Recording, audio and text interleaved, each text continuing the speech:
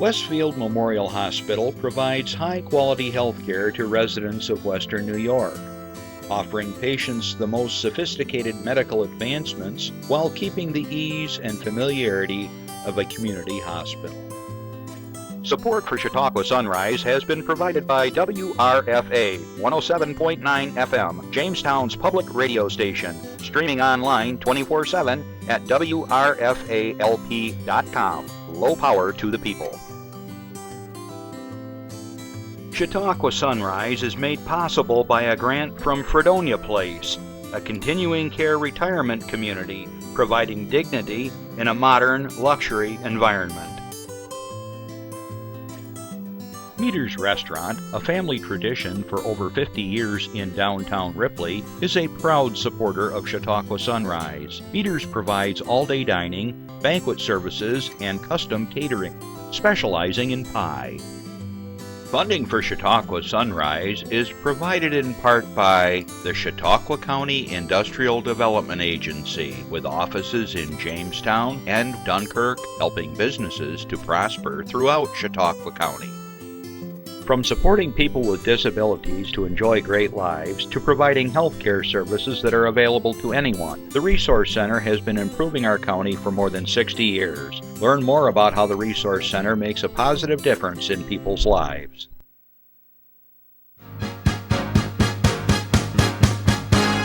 From the Access Chautauqua Studios in Mayville, it's Chautauqua Sunrise. Chautauqua Sunrise is hosted by Doc Hamels and supported by the award-winning volunteers at Access Chautauqua.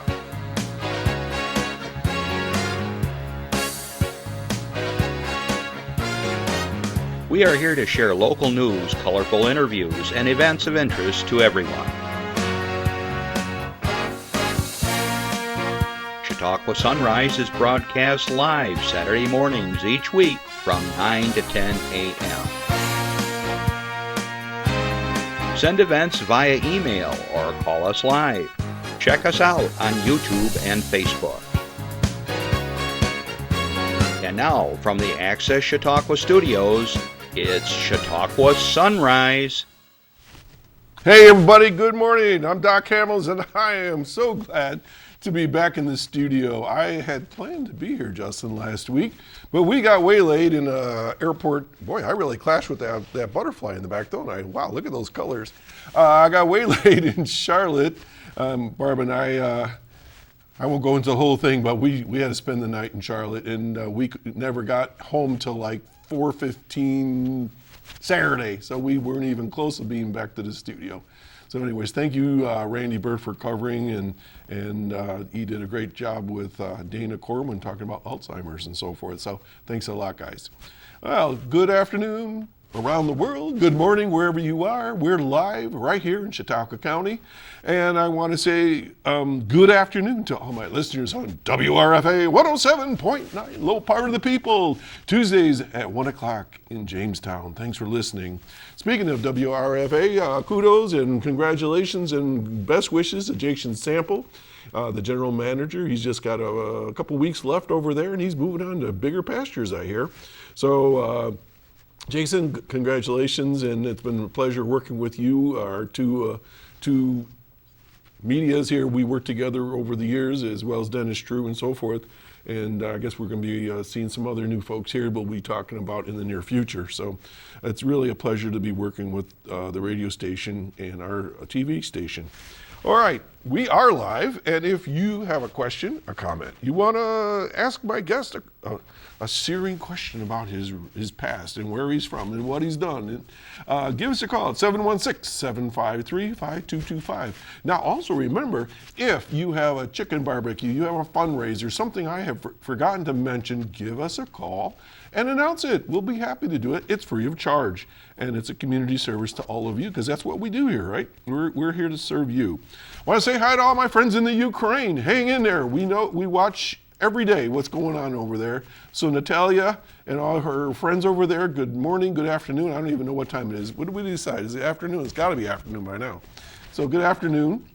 I know you watch every week, so I know that you post a lot of things, and we're glad that you're safe, and hopefully you will stay that way. All right, what else do I have here? Oh, you say, why am I wearing this shirt? The shirt I decided this morning I was going to do is my little tribute to Jimmy Buffett. We just learned this morning that he passed away last night, age 76. Yeah, I used to think 76 was really, really old. I don't think that anymore. I think, it's okay. So anyways, a big, huge giant in the music industry. And I was thinking, I think I played Margaritaville somewhere along the line over the years. And so we're just losing too many of the great musicians from our era. Did you know what you call his fans? Did you know? I didn't know this. How'd you know that? They're called parrot heads. Do you know what you call parrot heads' children? No. Parakeets. I found that out on the news today, Justin.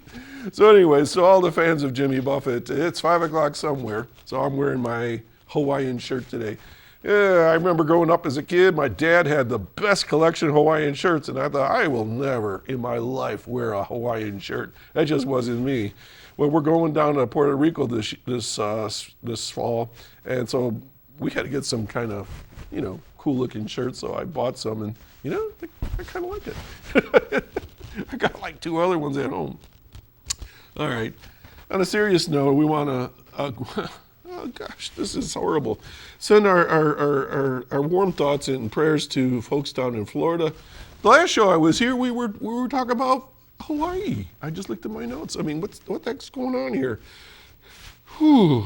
I hope everybody's safe down there. And once again, if you are so inclined for anybody, anywhere, anytime, the Red Cross does collect money and funds, and I encourage you, if you feel that that's something you want to do, support our friends down in Florida and Hawaii and Georgia, and the Carolinas got hit, I guess, too. So everybody could use a hand. And I know during the snowstorms, a lot of people came to our aid. So think about it. Let's see, I talked about that. If during the week, if you want to send me news, I don't know if we popped that up. I got talking so fast. Thanks, Chris. We do ask you to send your announcements to us throughout the week. So it's chautauquasunrise@gmail.com, and we will get it on the news right here for you on these little yellow sheets of paper that we print up every week, and we'll get that out for you. Okay, now I'll do a little teaser. My guest today is an award-winning Associated Press winner, at least twice that I read, for his coverage of the news in the area. And he's a news journalist, he's a TV personality. I saw anchorman, I think I saw that as a term. So I'm honored to have this guest here today. I'm not going to tell you who it is until we get to that segment, but please stay tuned. And remember, if you can't watch the whole show, you can watch us on YouTube forever and ever and ever, or at 2 and 8 every day throughout the week. Also, last comment before I get to my announcements here is that Jack's Barcelona Drive-In. Did you know how old it is? 60 years old this week. Julie Travis is the present owner, and Julie, congratulations. I know you haven't been there 60 years, but the business has been there, and Barb and I like to go down there during the summertime, and especially during the week, and get on a nice warm evening and have some of that good food and have the winds coming off the lake, and just a really very pleasant venue to have a meal. So Jack's Barcelona Drive-In, happy 60th birthday. All right, moving along. I got some announcements to share with you, and I see we're growing. Every week we get a little more. We used to have a lot before the pandemic. Now it's starting to grow back again. So slide 15, Chris, Pearl City Playhouse. Pearl City Playhouse, the new satellite location of Infinity Visual Performing Arts, announces upcoming September classes and events at their downtown Jamestown location. All right, check out those pictures. For you that are on the radio, you're just going to have to trust me. Pearl City Playhouse is a community art space for everyone from the novice crafter to the artist with years of experience under their belt. Taking a class at Pearl City Playhouse will also provide support for our community's creative youth. 100% of all Pearl City Playhouse profits will support youth music and arts programming at the Infinity Visual and Performing Arts Center. If you haven't heard of Infinity, shame on you, because I've had them on my show over the years. It's an awesome organization that helps kids really develop all of their artistic skills, no matter what area of music, fine arts, and so forth.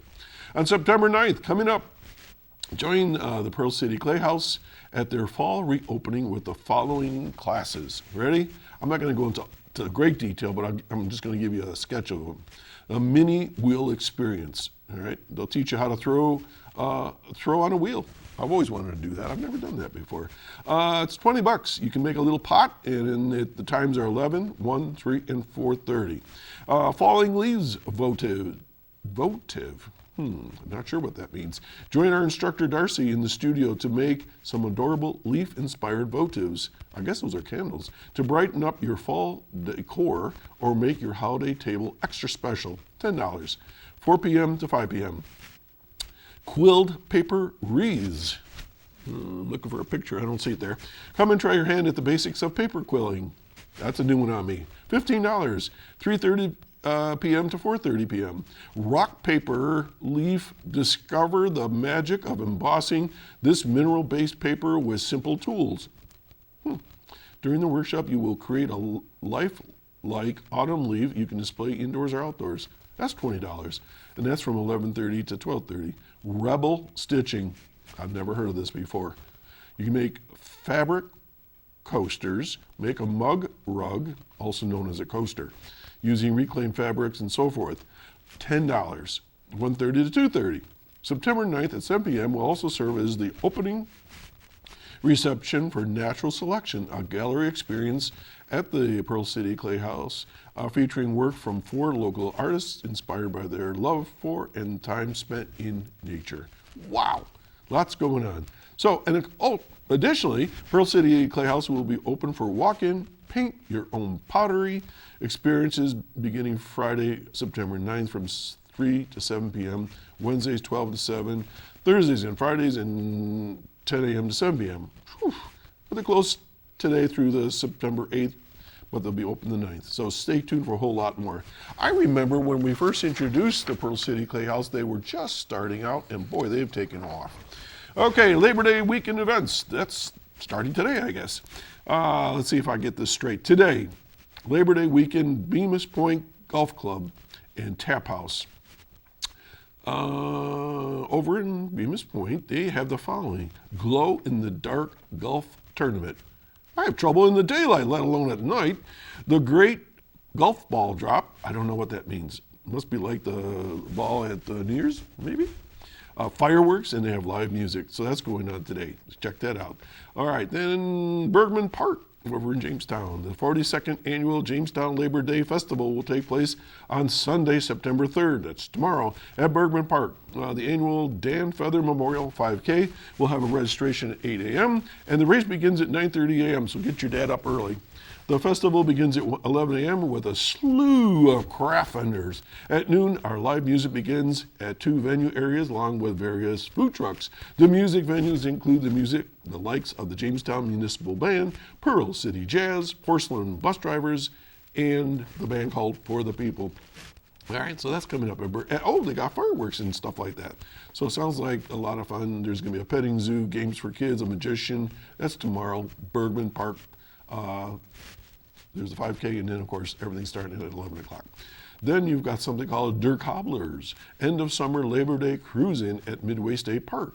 All right, and that is September 4th. That's on Labor Day.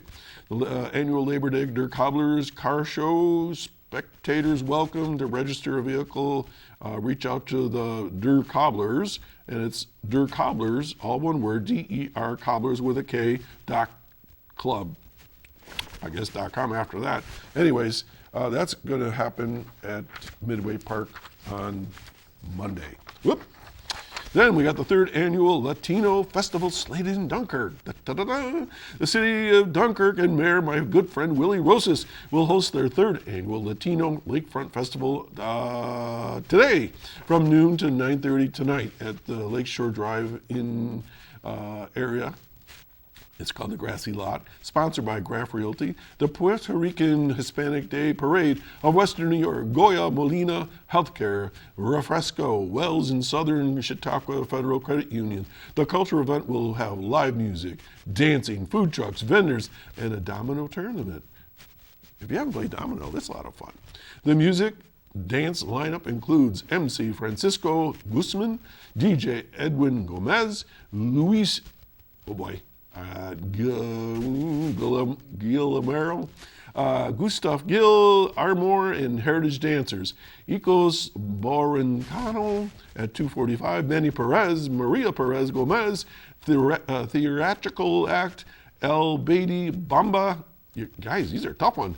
Dancers, let me say that again. El Beatty Bamba Dancers at 6. Hip Hop at 6:30. And a headliner called Kele Uno at 8 p.m.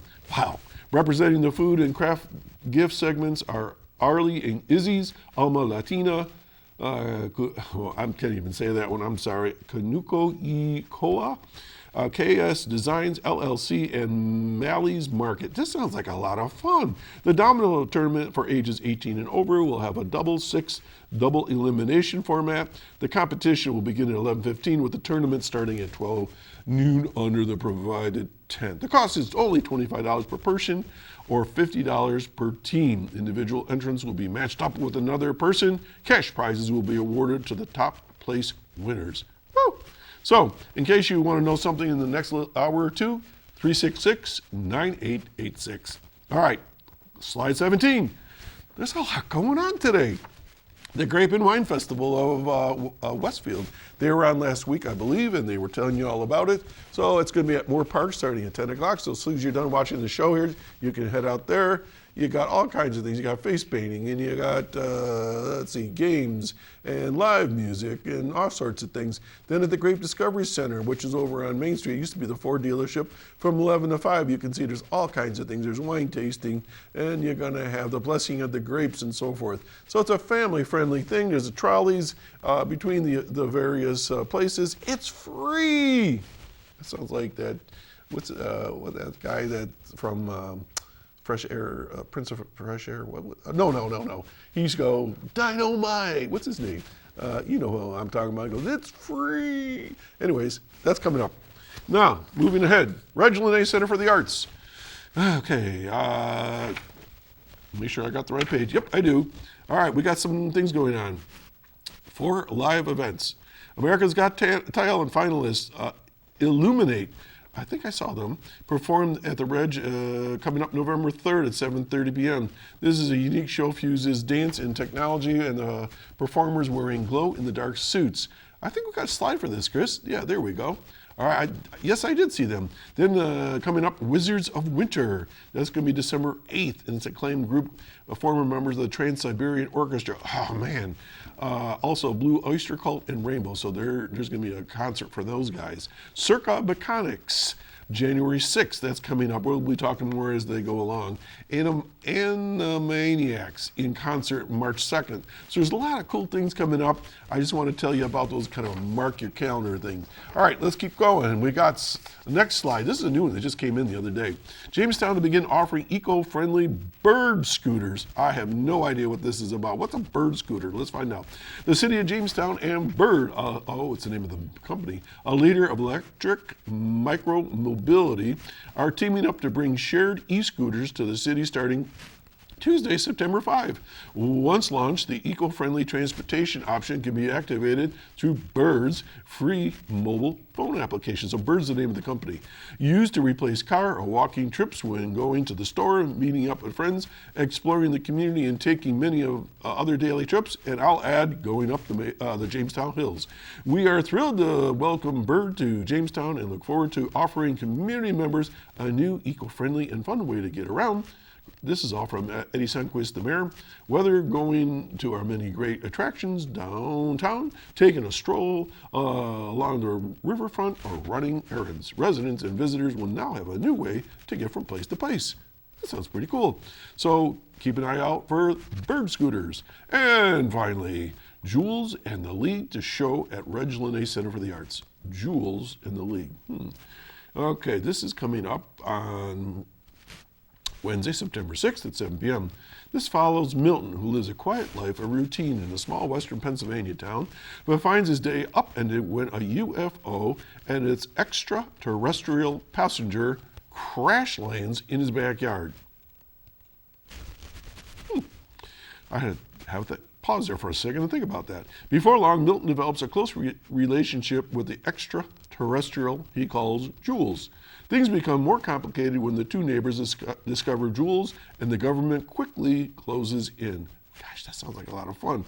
All right, it's PG-13. It's 90 minutes long. And then you have another show called The League. Celebrates the dynamic journey of Negro League baseball's triumphs and challenges through the first half of the 20th century. The story is told through previously unearthed archival footage and interviews with legendary players like Satchel Paige and Buck O'Neil, whose early careers paved the way for the Jackie Robinson era, as well as the Hall of Famers Willie Mays and Hank Aaron, who started out in the Negro Leagues. The League is unrated. It's 103 minutes long. So as you know, tickets are $7, and they put $1 in for restoration. All right, that's it for now. I'm going to take a break, and my guest is ready to come on. So this is for you, and we'll be right back.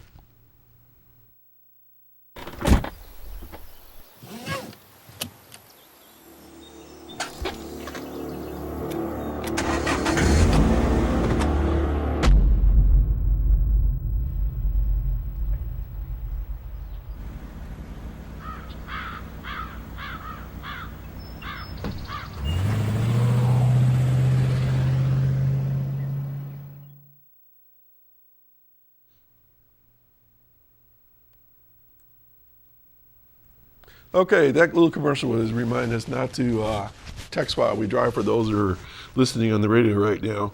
I got a confession to make. I remember years ago when I got my very first cell phone, I thought, what's the big deal? And I remember trying to do something, and then I all of a sudden realized I was practically in the ditch. So it's real, so please think about that. Especially, a lot of our phones now, if you hook it to your system within your vehicle, you can push a button, and I say, text so-and-so, and it'll do it while you're talking. You can just talk to your phone and it does all these things. Or you can send an email and so forth. So, enough on that. I want to welcome to my show, I mentioned an award-winning Associated Press winner. He's been on TV for 25 years. He interviewed me this summer, Mark Goshgarian, and Hi. Welcome, Mark. It's great to be here. Thanks for having me. I'm in awe of your career. I mean, I'm sitting here, I'm like what we call in music weekend warriors. That's all I am, is a weekend warrior when it comes to TV and that. So this is a true honor to have you here. Well, thank you. And all those announcements, there's a lot going on. For people who say there's not anything to do, they don't look hard enough, right? I say that like all the time. Yeah. You know, and you and I are both transplants, and we'll get to that in a minute. But, you know, people say, like you said, there's nothing to do. And I'm going like, what are you, sleeping under a rock or what? I mean, Chautauqua County, especially this time of year, you know, is just bursting with farmers markets and canoeing and kayaking and 5Ks and, you know, just all kinds of stuff. So, yeah, it's a fun place to live, isn't it? Sure is, and one of my favorite times of the year too, because the fall, the festivals come. Yeah. We have two young children who like to go to, pick pumpkins and go to all the fall activities. So, Yeah, we're just getting started into fall now. Oh, by the way, I just realized I left here in August and I came back in September. It's like, what the heck? My wife and I were going like, does anybody remember August? It was shoo. But it was a nice summer. It flies by. I really can't complain. So, Mark, let's talk about you, because I promise you this was about you, not me. So, let's start from the beginning of where you and I first met, in my house. It's like, what is this guy doing in my house? And tell me, how did we even get connected? I can't quite remember. Well, I work for Spectrum News, and some of us as reporters have certain beats. And one of my beats for the network is to do stories on aging. It's called Aging in Upstate. So I do stories for seniors, with seniors, and about seniors. And so you were gracious enough to be one of our characters for a story that we did together with Marianne Spanos from the Chautauqua County Office for the Aging. Right. They were celebrating their anniversary, and so we profiled you as someone who works with that group, and that's how it started. How'd you like my my little speech that I gave? I go, I'm Doc Hamels and I'm a senior citizen. Right, and you were proud of that. I was proud and also stunned by it because that was the first time I ever publicly said that I was a senior citizen. I just don't think of it that way, but it was a great time. Yeah, and that segment has really been great for us and for the network because now people are coming to me asking if they could be part of the segment instead of me reaching out to them. So, we're doing stories on nutrition and transportation and all sorts of issues that impact seniors. So I'm not sure why they gave that to me. Maybe because I'm the senior reporter of the group. Of course it is. The other beat I have is agriculture, so we do stories on that too. Well, we have a lot in common there, because where I live is very agricultural, and of course I'm on the board of directors for the Office for the Aging Services, and I was very proud to at least represent. But I thought, geez, there's so many other people in this county they could have asked, and it was truly an honor. And folks, if you didn't see this, Mark's walking around my house taking pictures of my office, which looks like a crazy museum, and say it again. Oh, all right. We have a caller already. It's Mike. Okay. It's Mike from Portland. I'm sorry, Mike. Good morning. Hey, Doc. You're right. It's Mike Felsman. How are you? Good. How are you? I'm good. I haven't called in a while, but I'm calling in this morning, and I definitely wanted to say hello. Hello. Hello, and I definitely want to say hello to your guest. Right. Mark does not know me. Okay. Mark. I'm going to mispronounce his last name. I'll apologize in advance, Mark. Marcus Goshgarian? Goshgarian. You're close. Goshgarian. I've heard you'd be surprised. Well, you probably wouldn't be surprised, but I've heard all sorts of pronunciations. Well, part of the reason I wanted to call in this morning, and again, you have never met me. My name is Mike Felsman. I live here in Portland, New York. I'm a fan of Chautauqua Sunrise and of Doc. But I wanted to tell you I'm also a fan of Spectrum News. Well, thank you. We appreciate that. I have hope every year, and I haven't done it yet. I was always hoping you guys would do some public appearances somewhere, especially your morning crew. Scott, Brianna, and Dan. I'd love to meet them in person, and yourself. But I thought since I had the chance to at least say hello to one of you, I would. Well, thanks. Scott and Bree and Dan, they're based out of Buffalo, so they get out of the studio every once in a while. So I will pass that along that they need to come out this way. So, Mike, isn't this cool that we've got somebody from Spectrum News here? Yeah, it is. It really is. Yeah. I mean, it really is. Like I say, and I watch Spectrum News a lot. I mean, it's really maybe a little side story. I take cardiac rehab, and I'm in a long-term program. And of course, when they have you're in the exercise room doing your thing, they always have the TV on. And the news program that's on, I won't mention which one it is, but it may sound like an animal. And that was you have to figure it out on your own. That was the choice, I guess, of the people. I guess I always say I'm glad to get back to Spectrum News. All right. But anyway, yeah, I do enjoy your show. I really did. You were talking, Mark, about a segment on Office for the Aging. I'll have to catch it in a rebroadcast because I was on the phone on hold for a while and I didn't hear much of it. So, and no, I haven't seen the segment. I'm surprised I haven't, but I'll try to watch for it. A guy I looks know like you do come to Chautauqua County. a guy that looks like me with longer hair was the guest. Okay. Yeah, if you go onto our website or our Spectrum mobile app, I think you can search it. You'll be able to find it. Okay. That was all right. this summer, I think, sometime. Yeah. Yeah. All right, Mike. Well, it's always good to hear from you. Thanks, All Mike. right. Well, guys, take care. All right, take care. Bye now. Bye-bye. It's funny that we're talking about cable TV.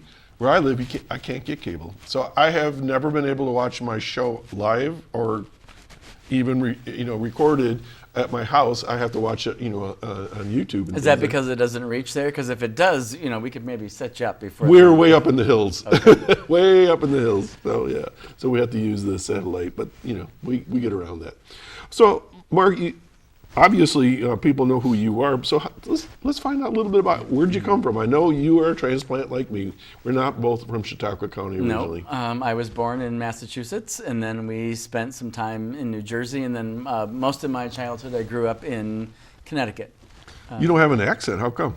A lot of people ask me that. I think I went to Syracuse University, and we took a lot of broadcasting classes and things like that. I don't think we lived in Massachusetts long enough really for me to develop that accent. It slips out in my mom every once in a while, and my dad had it too. But yeah, I don't Go to really the have car. that accent. Right. Mark, park the car, yeah, no. That's not me at all. I know. I was very surprised to see that you were from New England. Well, that's cool. So you went to Syracuse, you said? Yeah, the Newhouse School of Public Communications at Syracuse University. Is it still there? Oh, it's still there. I asked you because it must be like a subgroup like a subsection of Syracuse. Well, there's different colleges within the university. There's the College of Education, Mathematics, Law, and Journalism. Okay. And so I'm sure it's evolved since I've been there because they were just, it was broadcast journalism, it was radio, TV, magazine, newspaper. Now it's, digital, and it's really evolved over the years. They've added another building. Wow. So now there's Newhouse 3. When I was there was 1, and 2 was just built, and now they have 3. So I gotta ask this question. So when you were a little kid, I mean, was it something daydream of you to be on TV, or what? I've wanted to do this job since I was 5 years old, and I got the bug. I got the bug on a show. I don't know if you or any of your viewers remember a show called Romper Room. Gosh, yes. Yes. Oh my gosh, yes. Well, each city I think did their own. Yeah, and there was one Buffalo in Boston. had one. Yeah, and Buffalo Boston had one, I think. And when I was 5 or 6, I was on that program for 2 weeks. Really? Now, taping the way it is, we taped 1 week. We taped 3 shows, then we taped 2 shows in the afternoon. So I wasn't there for a full 2 weeks, but it aired for 2 weeks. And just watching behind the scenes and things like that really got me interested in wanting to be on camera, wanting to be on television. And then the studio next door happened to be the news station where I had watched at 5 years old, knowing 2 very well-known anchors, Chet Curtis and Natalie Jacobson, were the Boston anchors. And so, at 5, you kind of know, you kind of watch, you kind of know who they are. So I sort of wandered away from the Romper Room set. I did get in trouble for that later on, but I wandered away and walked right into their studio. Wow. And I got to meet them at 5 years old, and it was fascinated with what I saw. Yeah. And they told me that if I wanted to do what they do one day, that I could do it, and going to Romper Room first would be a good start. So they escorted me back to the studio, and the rest is history, really. And so the remainder of my time, grabbing the wooden spoons and interviewing people, and we just lost Bob Barker too, and a giant in broadcasting. Also fostered my love for game shows. So I don't know of anybody who was in broadcasting that hasn't walked around with a wooden spoon pretending it's a microphone. So it's just been a passion of mine since I was little, and now 25 years later, here we are. I had not thought of Romper Room until you just said that in a long time, because I remember when we were little, you would exercise with them and they would introduce different little things. Right. And I think Buffalo had their own version. I can't even tell you who it was. It was some woman. I remember there was some theme music out of Buffalo and that. Yeah. So that's a great memory. Yeah. So you, at 5 years old, you created the passion and you already knew what you wanted to do. And that's cool. That's really cool. So you then, like when you were in high school, were you like in the school radio station, or what happened next? Well, at the high school, there really wasn't a lot of broadcast. I did get a chance. I was the guy that did the morning announcements. There you go. But basically, it was all print. It was writing for the school newspaper, being editor-in-chief of the paper my senior year, writing for the yearbook, and things like that. So there was a lot of print opportunities, not really broadcast opportunities at that point, like they have today. Well, writing and being on TV kind of go hand in hand. They sure do. So did that surprise you when you realized, holy crow, I gotta be a good writer? No, I heard all along, even my English teachers at high school and in college, they were like, writing. You're going to do so much writing, you're going to, your hand is going to cramp at times. So I saw a lot of that in high school, and we did a lot of writing. And throughout my career, I mean, the only way to get the copy is to actually to write it and to be concise and not to be wordy and things like that. So every day is a challenge. Every day you learn something new and different ways to write things. And what you write in 30 seconds, I can try to whittle it down to 15. So you have to be a good tight writer. I used to tell people when you write, say more with less. Exactly, and that's hard exactly for what people it to is. do, because there's some people that just go on and on and on and on and on. Yeah. And so I hear you. Yeah. I try to, especially when we're doing the early announcements in the show here, I try to weed out certain parts that aren't really all that necessary, in every announcement, and try to pick and choose, or even what I want to talk about with a guest.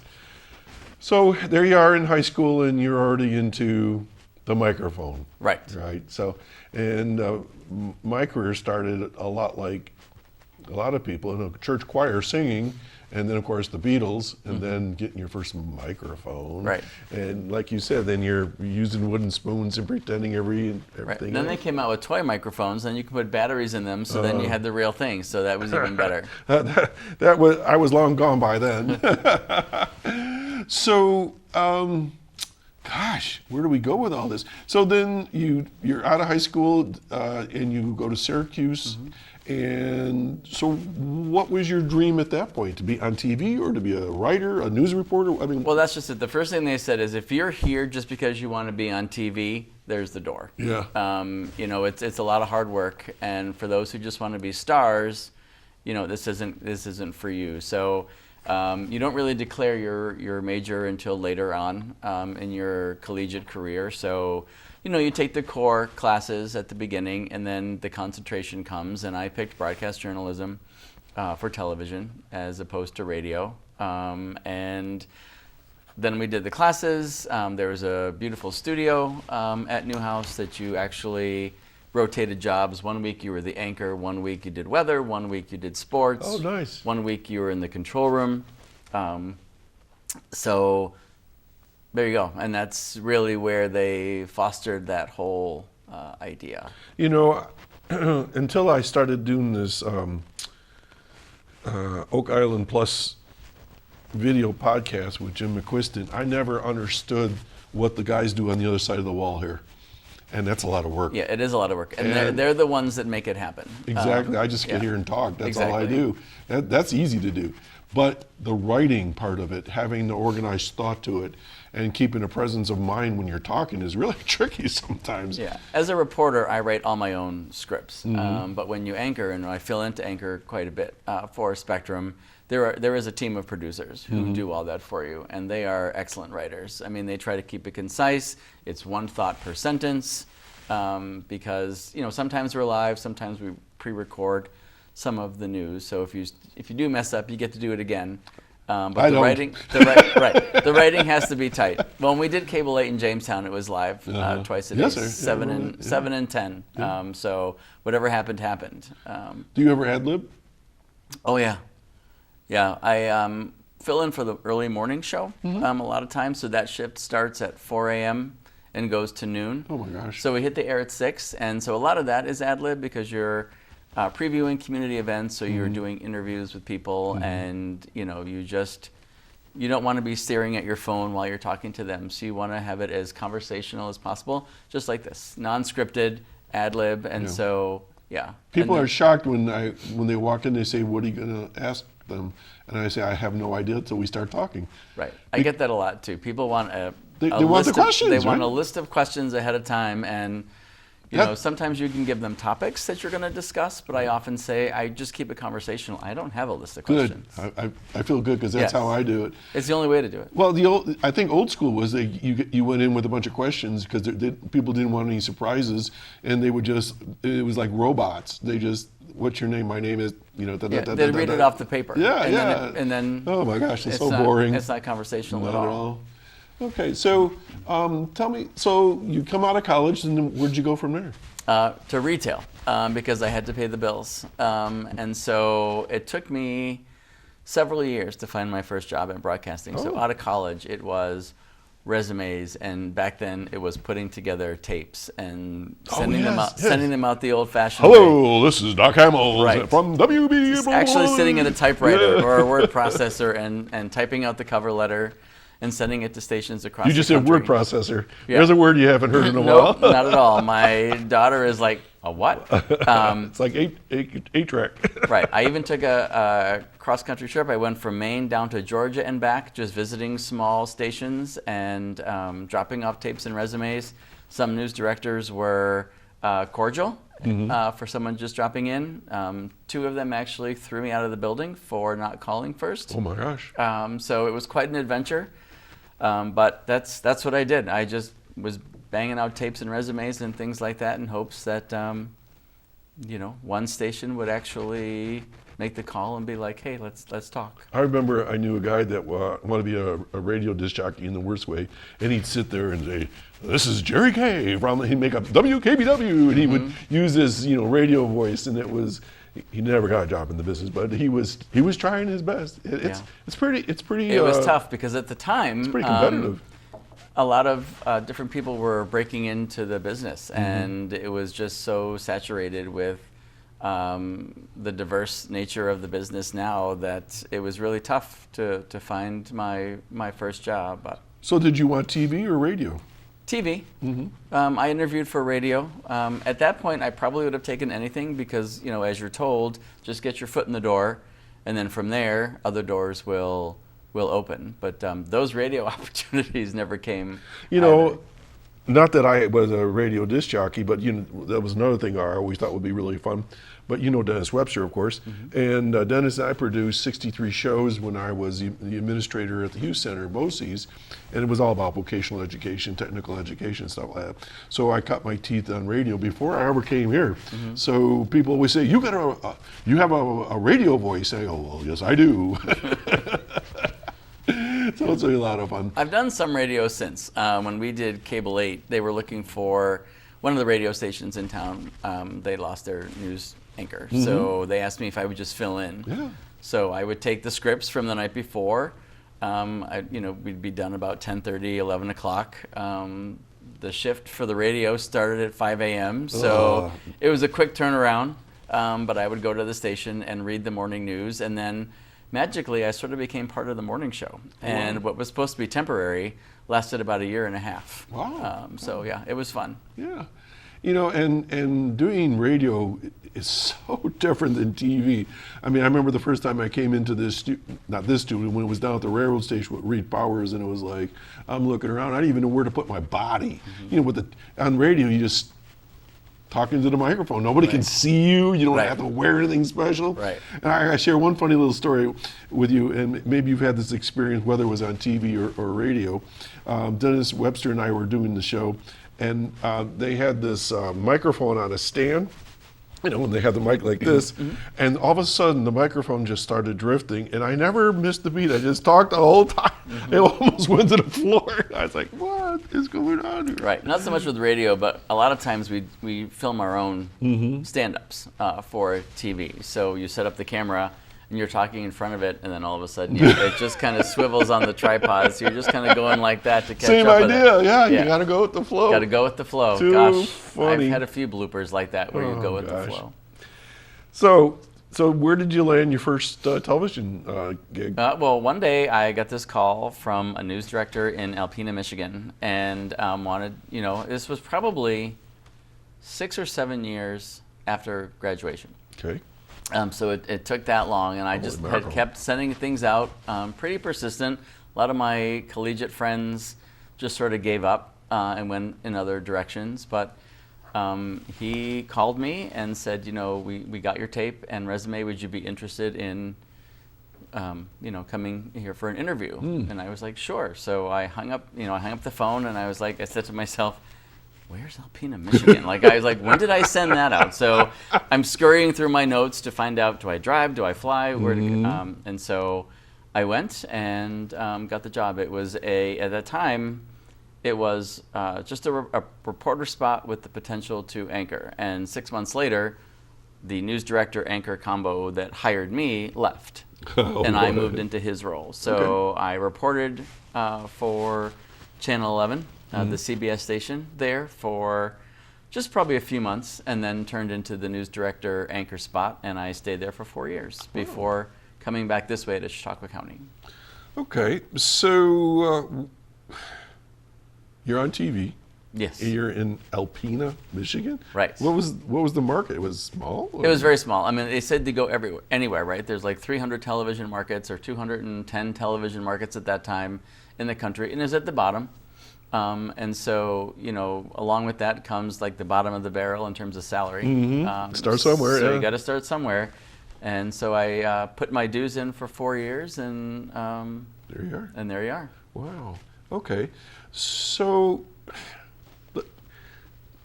at that point in time, when you're doing reporting, I envision a cameraman and they're pointing a camera at you and you have a microphone. Is that the way it was? Sometimes you'd have people go with you, but a lot of times they're one-man bands now, so you do a lot of it on your own. As you saw when I went to your house, there was no camera person, there's no editor, there's no lighting person. You're a one-man band. So larger events that require like teamwork and things like that, certainly. I had a videographer with me, but for the most part, it's just me. That's a lot of responsibility and lots of things to think about, I would Yeah. think. I know when we do productions here, we've got, the 3 cameras going when we're on a remote or something like that. And all I have to do is just talk, but they're doing a lot of the mechanical and the wiring. And people don't realize, even after you've done the tape, then what happens? So you're not, let's say you tape an interview on location, what happens next? Then I go back and go through it and log the sound and write it. And then once the script gets approved by the producer, then I go back and start editing. So and that can take a while too, as you well know. So yes, I do. From start to finish. Larger stories though, really big stories, and unfortunately a lot of them are tragic. Is when you do get that help. You do get a photographer to either come here to meet up with me, or I go to Buffalo to meet up with them. So it really depends on the story. But just for the everyday stories that we do, I'm pretty much on my own. Okay, so when you came to Chautauqua County, you worked for Channel 8? I worked for Time Warner Cable at the time, and it was one of those news director anchor combos here in the Southern Tier. And so I applied for it, got me a little closer to home. Really didn't know what to expect, because when I did my drive from Maine to Georgia, I totally skipped over this station because I didn't know it existed. When I was in Erie, Pennsylvania, looking for jobs too, I didn't realize that I was only 45 minutes away from where I would eventually end up. Isn't that funny? So applied for that, got it, and then hit the air shortly after. And I've been there in different variations now of the company. Let's walk through the variations, because some people that are watching right now might be new to the area, or they were just so young they don't remember. Right. So it was called Time Warner. It was Time Warner Cable 8 News. Cable 8 News was it. We had there was a Time Warner Cable had news stations in Jamestown, Rochester, Syracuse, and Albany. Wow.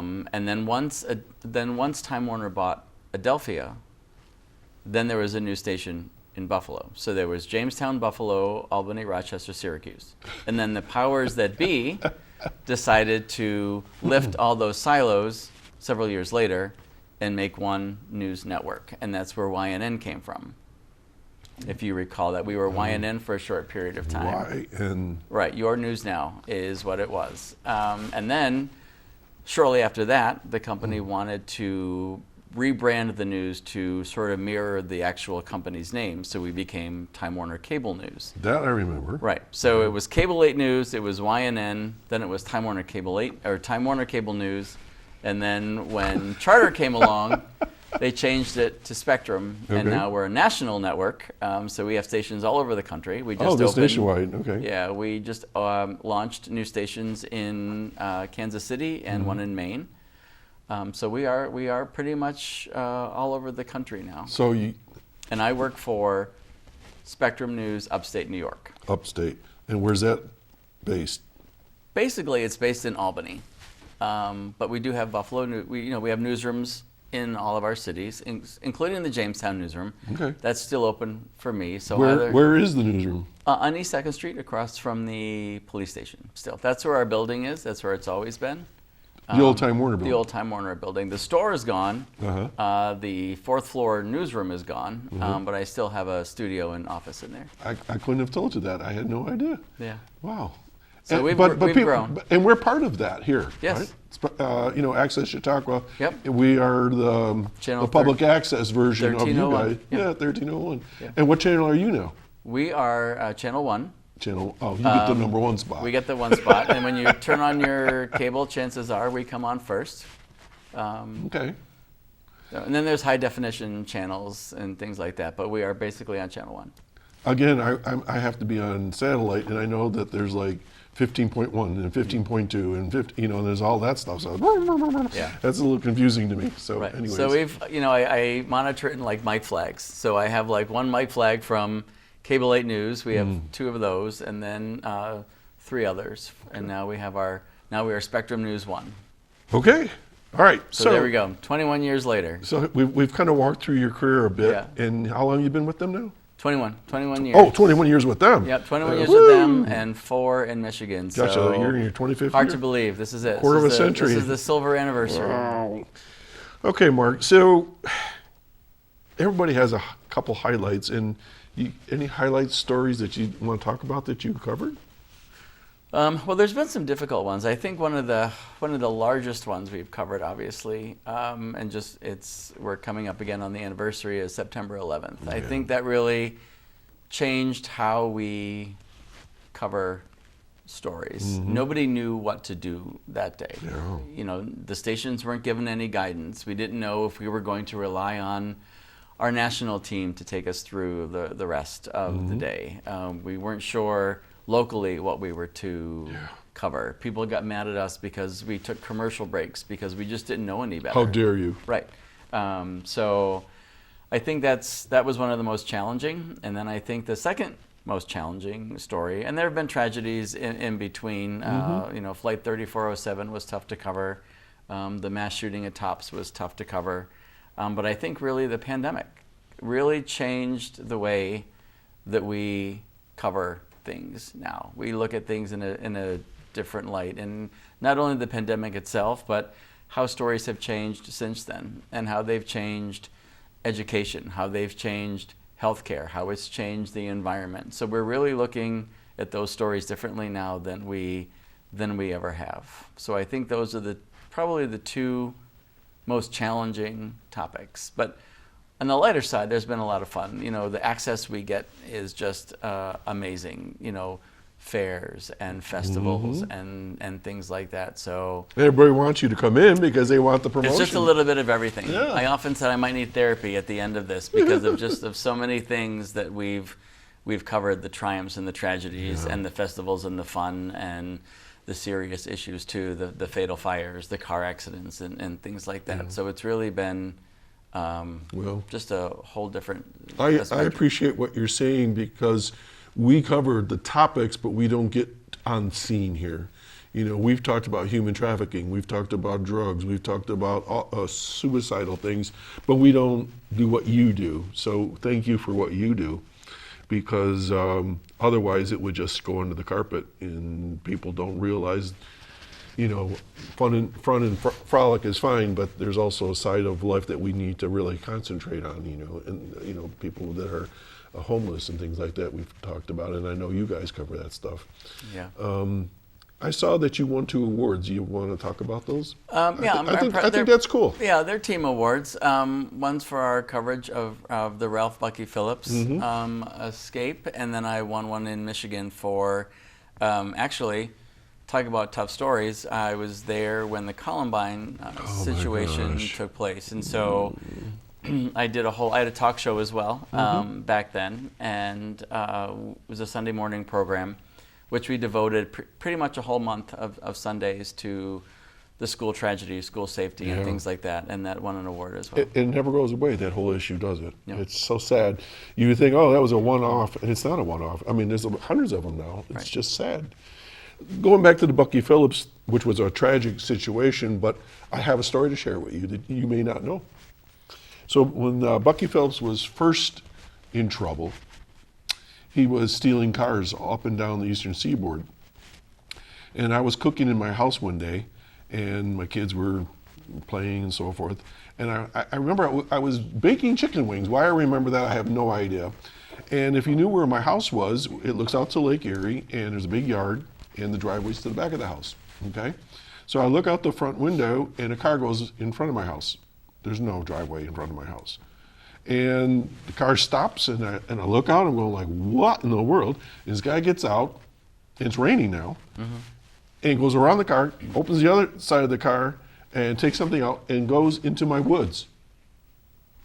The next thing I know, state trooper comes up, roaring like crazy mad, gets out, and he says, I'm chasing Bucky Phillips, and he helped me with my vest, his bulletproof vest, and this guy's a big dude, he's like 6 foot a million, and I'm helping, he says, here, hold my gun, I got this gun, it's like this long, and he was so excited, I mean, he was just shaking, and this is long before Bucky was really, really, in deep trouble.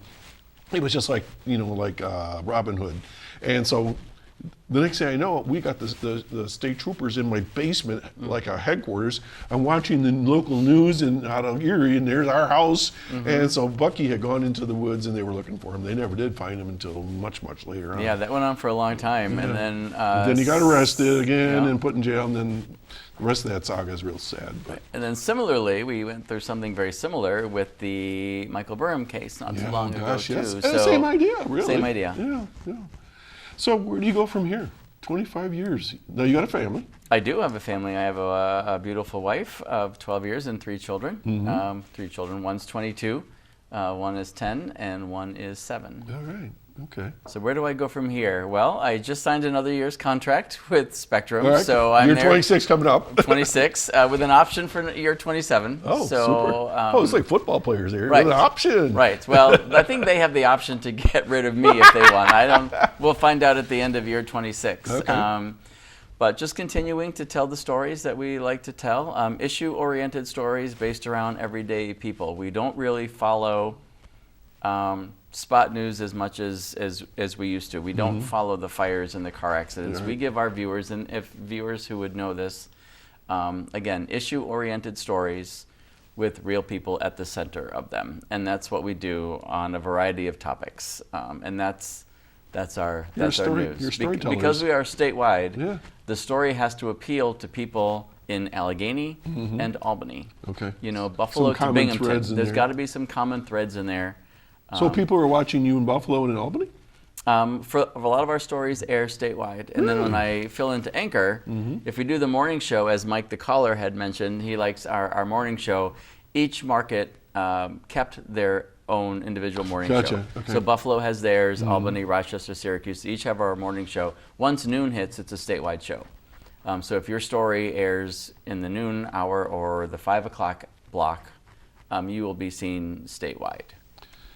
Believe it or not, Mark, we're down to a minute. Oh my gosh, Look at, there it is. we are down to a minute. So if people are interested in having you come out, or do they ever contact you? Oh, absolutely. We get calls all the time. So how's that People work? Pitch story Share that. ideas to us. I do a lot of reading to see what we can get statewide topics and ideas. People can always email me. The process is a little different now. We, as reporters, put what we call pitch sheets together. And so we pitch a lot of ideas. We send them off to the production team, our producers and managing editors and things like that. And then they say yes or no, and then we pursue them. So unfortunately, a lot of people want me to go to their events. It's just not that easy anymore. Things have changed. So how do they email you? Why don't you get that out for folks? Mark.Goshgarian@charter.com, or you can follow me on X, formerly known as Twitter. I'm on there too. Okay. Mark, this has been such fun. I know, it's been great. I Comparing really notes. appreciate it. Oh, absolutely. It's strange being on the other side. I know the feeling once in a while. Yeah. Folks, you've been watching Chautauqua Sunrise. My guest today has been Mark Goshgarian, an award-winning news journalist and reporter, anchorman, all those things. All of the above. And I thank you for coming in, and Thank I really you. enjoyed talking with you. Folks, I hope you enjoyed today's show. Again, you can watch it on YouTube and at 2 and 8 throughout the week. And have a great Labor Day weekend. I can't believe it's already I know, here. right? So take care, be safe, and if you're drinking, make sure you got somebody that's going to drive for you. Have a good one, and we'll see you next week right here on Chautauqua Spectrum 1301.